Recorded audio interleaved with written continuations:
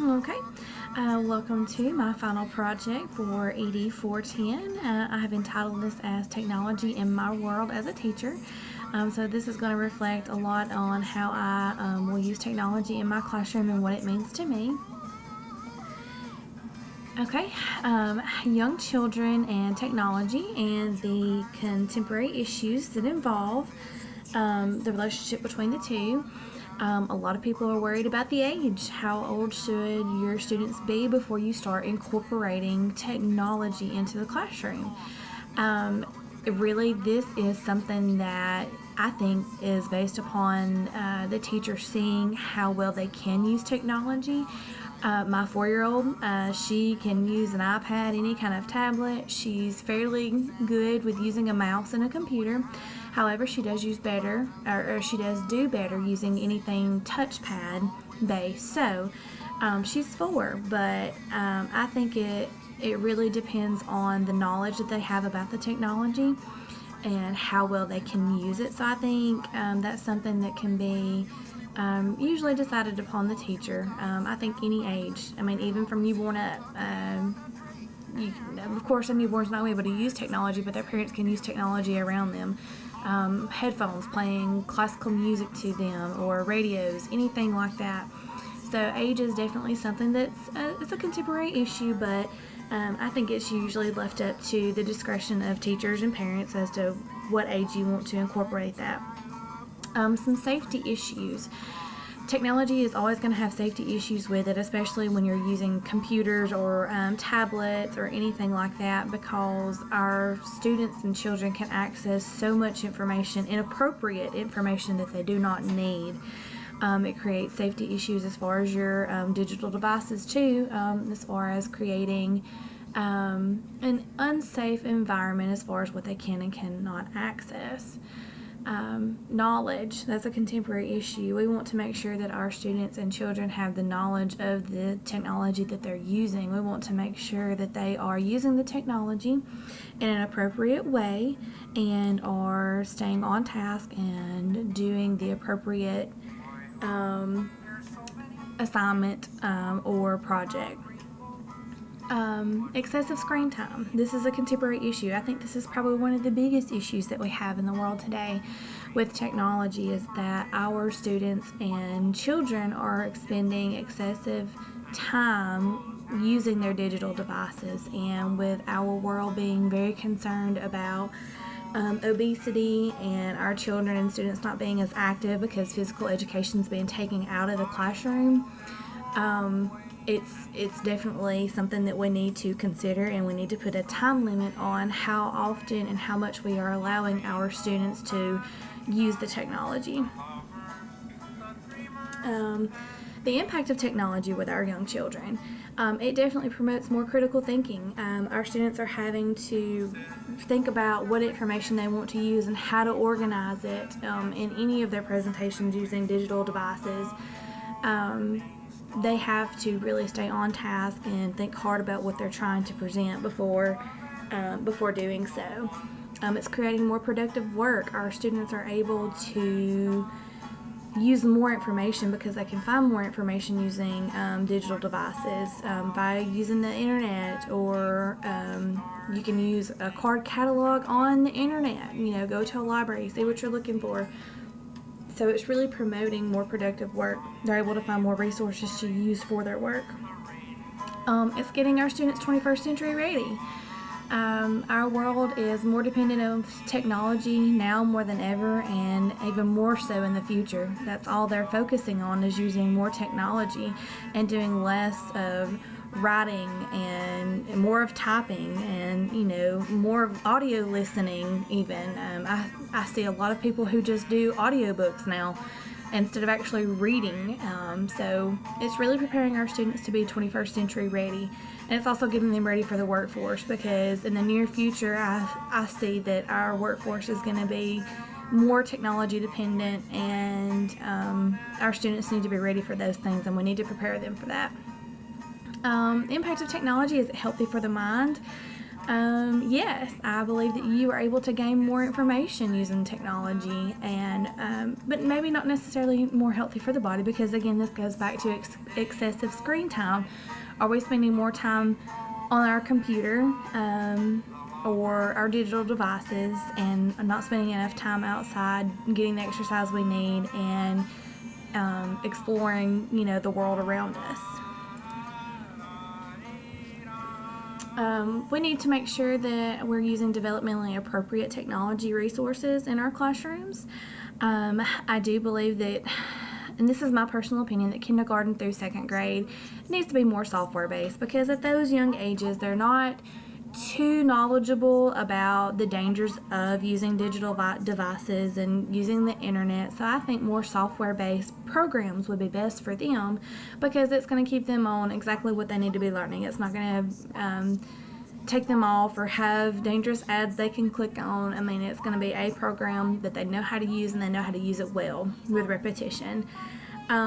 With third through fifth grade, I think it needs to be a blend of software and web-based. We need to be preparing them for the web, because in the older grades, 6 through 12, they're going to be doing a lot of assignments, a lot of projects, and using the web is going to be what they use mostly.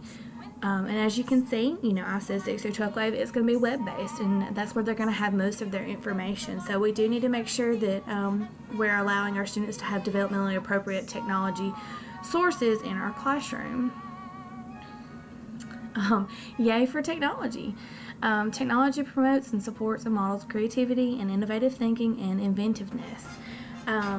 Our students are able to create more. They're able to, use technology to do assignments and projects. And some examples of this is 3D printing. They could be doing a project with literary authors. They might want to find a picture of Emily Bront and upload her image into a 3D printer and, do a 3D printing of her face and what she looked like. And this puts things more into perspective for our students when they can actually see something like that. Gamification. Our students can be learning while they're creating games for themselves, and how they present that, and how to learn and help their other peers learn through gamification. Wearable technology, that is an awesome thing that our students can be doing when they're doing projects. If they're doing a project outside and they're learning about the environment, what if they've got a webcam on them somewhere, a body cam, to where they can see their stuff, where they go, what they're doing, the things that they see, and then they can refer back to that when they finish up their project. They can refer back to things that they saw. How can our students use it? And again, this is going back, with science projects. They can be outside working on environmental pollution. They can be using pictures. They can be using their, tablets to take pictures of stuff. They can look something up on the internet. What does certain things look like? And, they might have a picture right in front of them, and they're trying to compare the two. Using math projects. They can even use use technology with their English projects, like I referred back to with the 3D printing a while ago. There are all sorts of different technologies that can be used for our students as they present their projects. What can I do to promote student learning and creativity? We learned how to use the UBD lesson planning. That promotes more critical thinking on the teacher's end. It helps us to learn how are we going to be able to incorporate technology into the lesson, and it really makes us think, okay, what's going to be the best form of technology for us to use, or best digital device, or best presentation mode.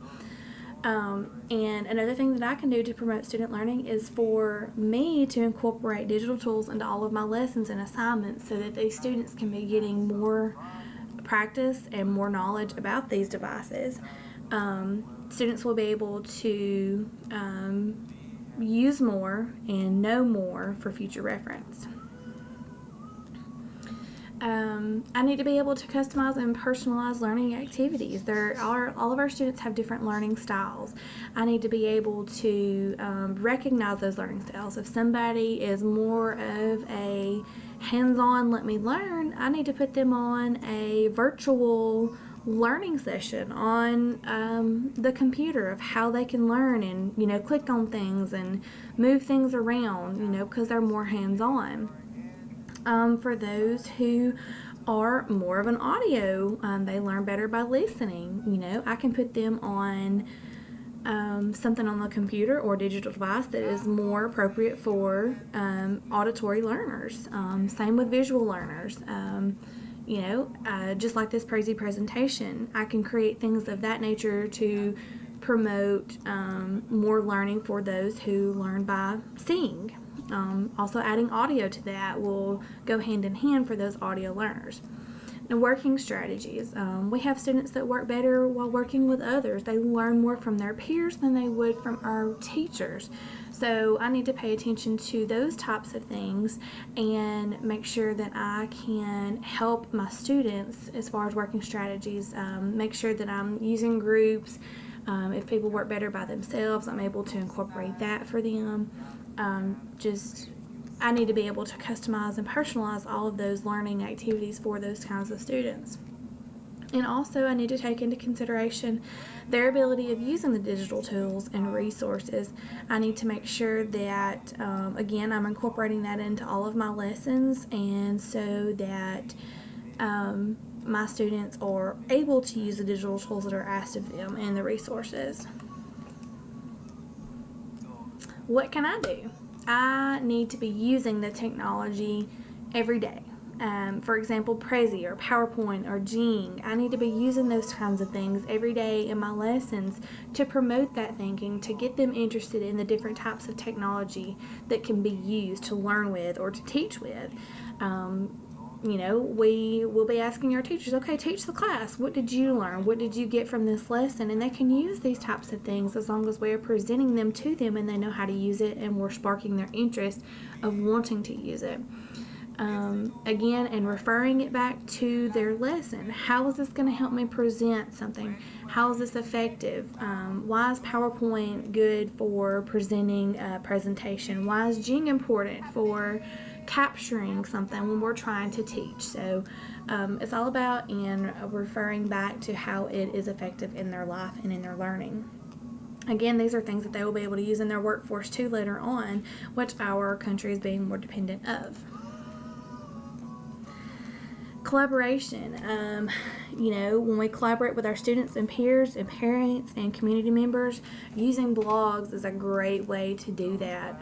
Having that available on your teacher website is awesome because your parents and community members can look back and go into your website and say, what's going on in Miss Brown's class today? What have they done this week?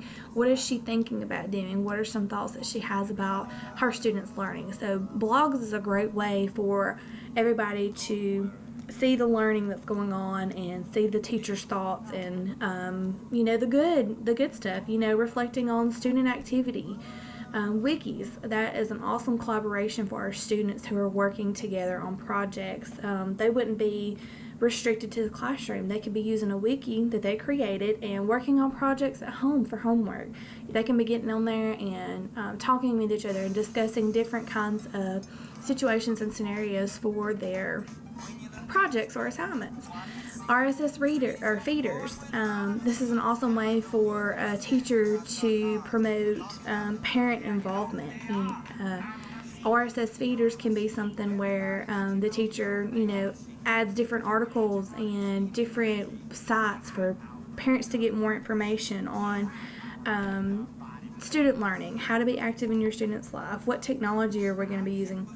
RSS feeders is a great way to stay on top of the latest and the newest articles of what's going on, and it'll involve the parents and help them better understand what's going on as well. We need to be helping our students learn, and we need to continue to learn ourselves. Every student learns different. Once again, we need to make sure that we are allowing our students to meet their full potential and be able to learn. We need to provide equal access to digital tools. Not all of our students are going to have the access to digital devices at home, so we need to make sure that when they walk into our classroom that they have access to those digital devices, and we need to make sure that we are encouraging them to use them and help them learn how to use them. And us as teachers, we need to continue to learn as a teacher. We need to keep on top of all of the new technology that's being used. We need to make sure that we stay informed and aware of all the new technology. And we, as a teacher, we need to show our students that we continue to learn too, and that it's okay to make mistakes. We don't know everything, but we need to encourage and promote that feature of learning. We are constantly learning as educators. We do not know everything there is to know out there, especially about technology, because it evolves daily. So we just need to make sure that we continue to learn, and we are promoting our students to learn in every way possible. Thank you for watching. Again, my name is Taylor Brown, and my credits are to Prezi Presentation. That's how I presented this. I made my little PowerPoint. Music is from Schoolhouse Rock, and I use Snagit Screen Capture to bring my lesson to you. Thanks a lot.